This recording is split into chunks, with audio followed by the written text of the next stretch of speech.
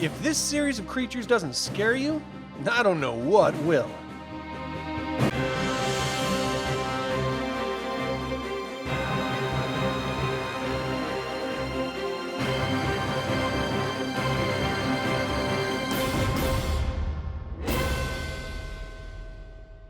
Welcome to another DragonLance Saga episode. My name is Adam, and today we're going to talk about lost creatures of Krynn. I'd like to take a moment and thank the members of this channel and invite you to consider becoming a member by visiting the links in the description below. You can even pick up DragonLance gaming materials using my affiliate link. I am referencing DragonLance campaign setting, Bestiary of Krynn Revised, Amber and Blood, and Holy Orders of the Stars sourcebooks for this information. If you would like to hear about a creature that's not included in my 3 creature videos already, please leave a comment below. Krynn is home to some terrifying and mystical creatures. Some you may regularly come across, and others are incredibly rare. Some are even confined to specific ages of Krynn, lost in time.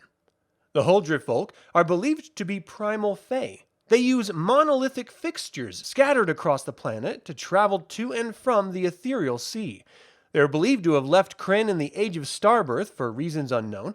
It is speculated that they witnessed the world change around them too quickly, which affected them and their connection to the Grey. They appear as small, hairless humanoids with gray skin. They have large bulbous heads with large black eyes and tiny mouth. They stand approximately 2.5 feet tall, weighing under 30 pounds.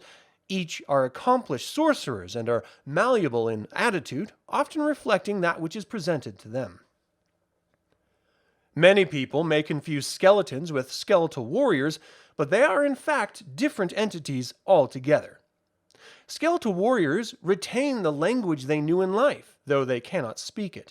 Their bones are cracked and yellowed, but are very strong, and there is a tiny pinpoint of red light in their otherwise empty eye sockets.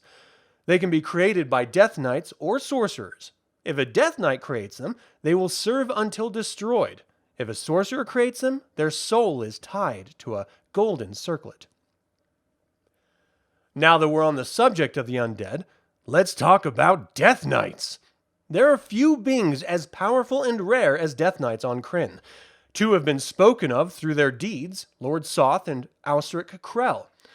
They are terrifying corruptions of those who once served good. They forever wear the defiled armor they wore in life and have terrifying orange or red eyes. They're imbued with incredible powers, including the ability to kill with a single word and emanating fear, which demoralizes their foes.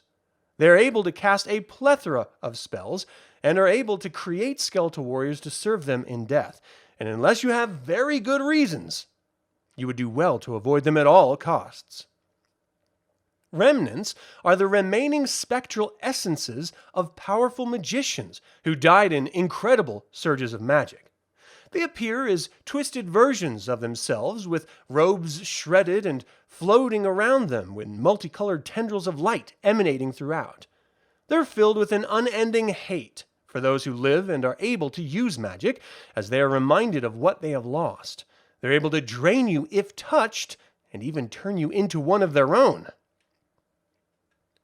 Spirit dragons are the remains of dragons whose responsibilities in life went unfulfilled. They're similar to spectral minions in that trait. They tend to reside in the location of their duty in life and remain trying to see it fulfilled. They can be of any dragon species, though mostly lawful versions, as it is this draw that keeps them after death. They are not like other forms of undead, and are unable to be turned or rebuked by priests. Spirit dragons retain many of the abilities they had in life, save the ability of casting spells, though they do have spell-like abilities. They also adopt typical traits of the undead. Now from the undead to out of this world. The Yaggol primarily dwell in caves and ruins of Taladas, though some have made it to Ansalon. They are the degenerate remains of an ancient species from the beyond. They are incredibly tall, with the head of a squid. 4 tentacles sprout from beneath their black eyes. Their skin is deep purple to pink, and if they wear any clothing at all, it's tattered remains. They have psionic abilities, but prefer to bludgeon or grapple opponents and extract their brain with their tentacles. Oh my.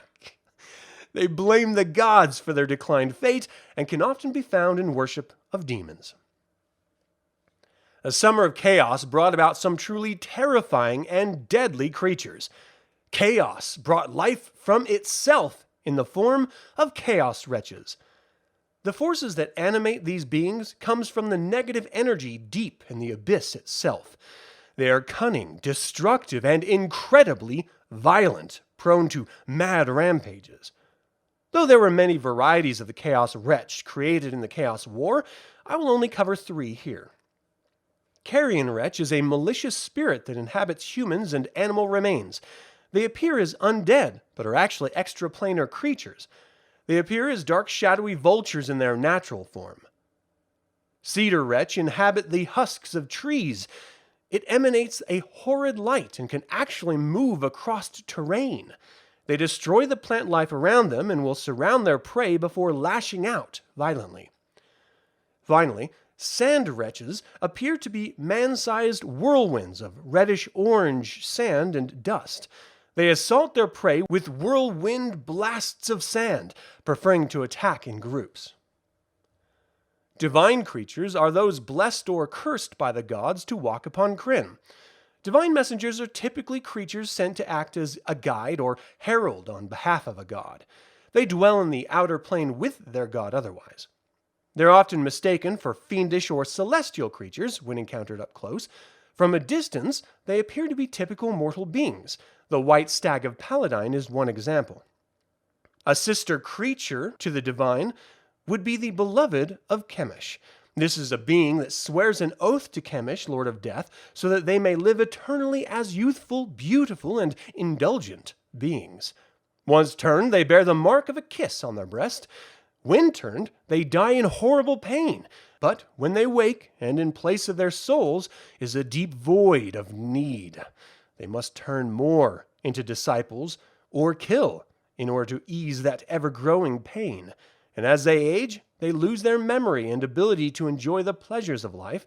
They're only able to be killed by taking the innocence of a child, a price very few are willing to pay.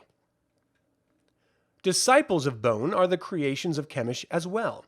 They include Bone Warriors and Bone Acolytes. Bone Warriors appear to be a dead corpse turned inside out. Their souls are bound by the Lord of Death and are filled with rage over their death. Thus, they are incredibly difficult to control.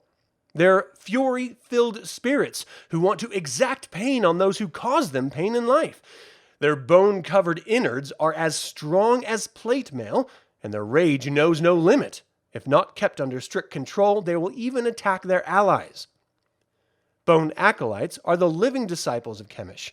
They wear unholy skeletal armor and are granted powers by the Lord of Death.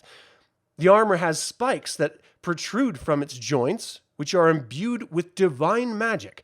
Over time, they gain the ability to control the bones of others, from breaking them at a distance to even liquefying them. The Chaos War brought out a plethora of demons and aberrations we have yet to talk about, and we haven't even scratched the surface of the myriad of mortal creatures on Krynn. So expect even more Creatures of Krynn episodes in the future.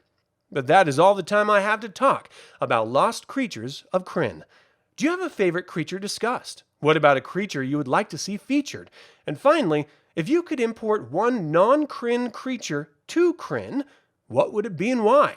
Leave a comment below. I'd like to take a moment and remind you to subscribe to this YouTube channel, ring the bell to get notified about upcoming videos, and click the like button. This all goes to help other Dragonlance fans learn about this channel and its content. This channel is all about celebrating the wonderful world of the DragonLance Saga, and I welcome you to join in the celebration. Thank you for watching. This has been Adam with DragonLance Saga, and until next time, remember, closing his eyes tightly so he wouldn't see anything horrible he might accidentally conjure up, Taz thrust the ring over his thumb. At the last moment he opened his eyes so that he wouldn't miss seeing anything horrible he might have conjured up.